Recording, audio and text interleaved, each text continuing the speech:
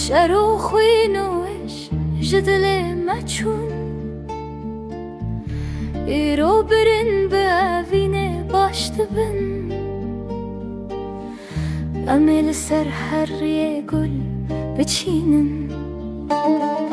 li rojava li şamê li Helebê dest bi dest em ê hilweşî ava bikin Kurd û Ereb û Suryanî bi hev re ولا tek dilek xewnek mezin Hey sibê yaronî were rojava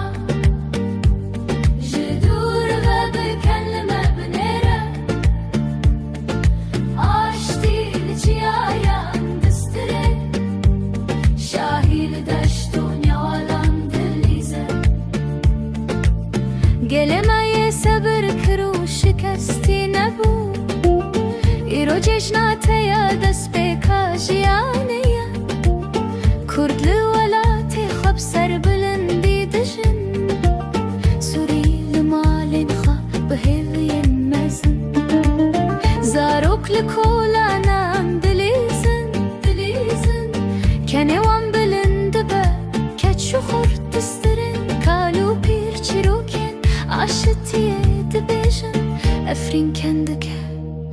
Kobani distirê Hesekê û qamişlo ronî û ewlene Ji cizîrê heta Şamê û Behrê Em hemû birane Em hemû yekin Hey sibê yaronî Hey yaronî were rojava Ala azadiyê bilind bike li ezmanin îro em dixwazin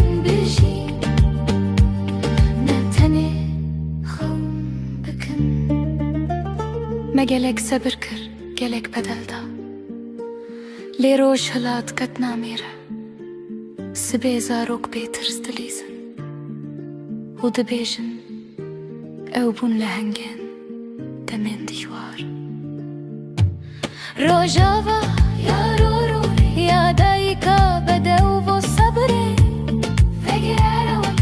Vegere wekî berê hîn xweşiktir hîn ronîtir Kurd û Ereb bi hev re dibêjin Aştî herî hêsan e jiyan herî giran e Heyro nahiya sibê hêviya me ya mezin Sûriyan û Rojavayan û em dixwazin bibînin tu dibirkî Bijî aşitî, bijî azadî, bijî jiyana hevbeş